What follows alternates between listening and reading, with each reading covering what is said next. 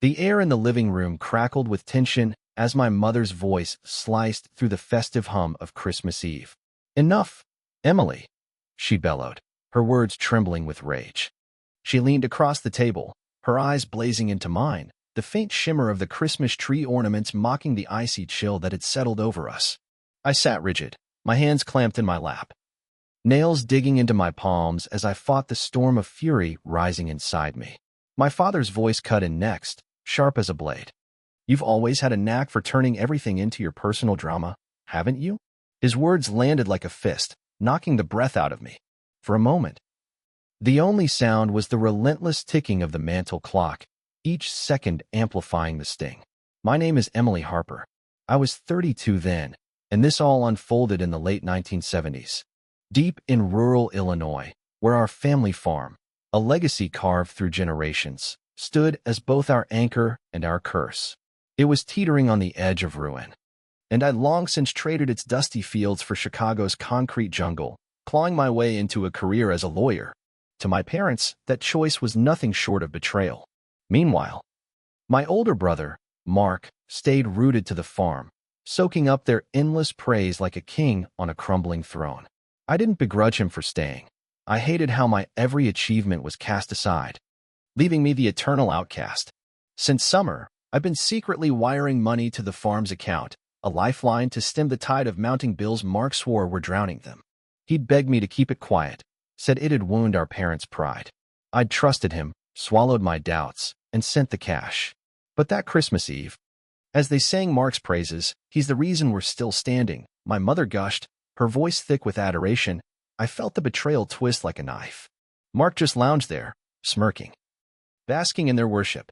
"Actually," I snapped, my voice quaking but piercing the room, "I've been the one sending the money. Every month since July."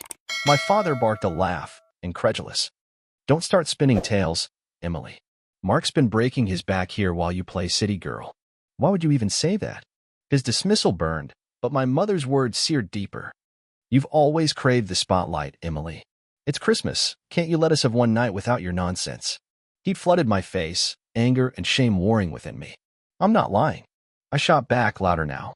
"I've been depositing it straight into the farm account from Chicago. Every dime." They didn't even flinch. My father waved me off like I was a buzzing fly, and my mother's gaze softened toward Mark, who shrugged with feigned ignorance. I whirled on him. "Are you seriously going to sit there and deny it, Mark? You know I've been covering those bills." He didn't blink, just leaned back, that smug grin widening. "No clue what you're on about, Em," he said, voice dripping with mockery. My blood roared in my ears. "Unbelievable," I hissed, shaking my head. My parents sighed, as if I were the one shattering the holiday. "Those deposits weren't pocket change, Mark," I said, my voice trembling with fury. "You've been letting them crown you their savior while I've been bleeding cash to save this place. Tell them the truth, or I swear I'll drive to Chicago tomorrow and prove it myself." He chuckled, unfazed.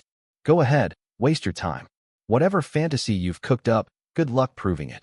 That smirk, it was a dare, a taunt. He thought I'd cave, like always, too scared of the fallout to fight back. But this time, he'd misjudged me. I wasn't backing down. The next morning, I stormed out, bag slung over my shoulder, the cold biting at my skin. "It's Christmas, Emily," my mother snapped, her tone dripping with guilt-tripping venom. My father didn't even look up from his coffee. "Can't go one holiday without a scene," he muttered. Mark just grinned, sprawled in his chair like a victor watching his rival flee. I didn't care. I had to escape their suffocating denial. The drive to Chicago was a blur of snow-dusted fields and rage. The heater blasting, but doing nothing to thaw the ice in my chest. Mark didn't think I'd do it. He was wrong. When the banks reopened days later, I marched into the Chicago branch, the frigid air stinging my face as I demanded proof. Every deposit I made to the Harper farm account since July, I told the teller, my voice steel. He returned with a ledger and a clattering machine, printing receipt after receipt, my name, the dates, the amounts, undeniable. I clutched them, hands trembling, not with fear, but with resolve. These weren't just papers, they were weapons. The drive back felt eternal, the receipts glaring from the passenger seat, pinned under a paperweight. My pulse thundered as I stormed into the farmhouse, slamming the stack onto the table before my father. "There, I said, voice cutting like a whip. Every deposit. My name. My money. He frowned, flipping through them, while my mother hovered, skepticism etched into her face. Mark said he's been handling it, she murmured, doubt creeping in. I locked eyes with Mark. Well, still lying? He laughed, a hollow, desperate sound. Those aren't real. You faked them to screw me over. My father's face darkened. This is low, even for you, he growled, tossing the receipts aside. My mother snatched them up, waving them like evidence of my crime. You think we're that gullible?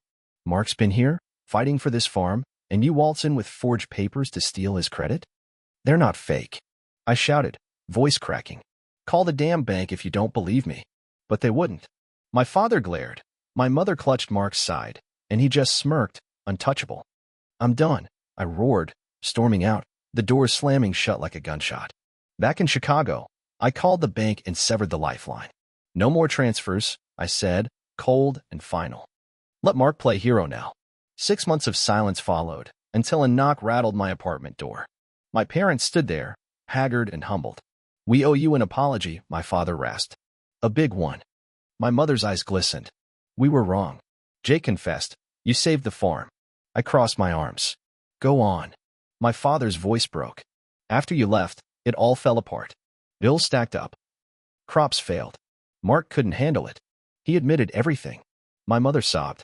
We're sorry, Emily. You didn't deserve this. Where's Mark? I demanded. They faltered. At the farm. My mother whispered. He's ashamed. Ashamed. I laughed, bitter and raw. He should be here, begging forgiveness, not hiding behind you. My father nodded, defeated. You're right. We've shielded him too long. They left, guilt trailing them like shadows. A week later, Mark showed up, eyes red, voice raw. I'm sorry, he choked out, collapsing into sobs. I was jealous. Your life, your success. I took it all and let them hate you. I'm so sorry. His breakdown shook me, but I didn't soften. Trust was ashes now. Still. My parents shifted after that. No more excuses, no more blind faith in him. They took over the farm's books, and Mark faded into the background.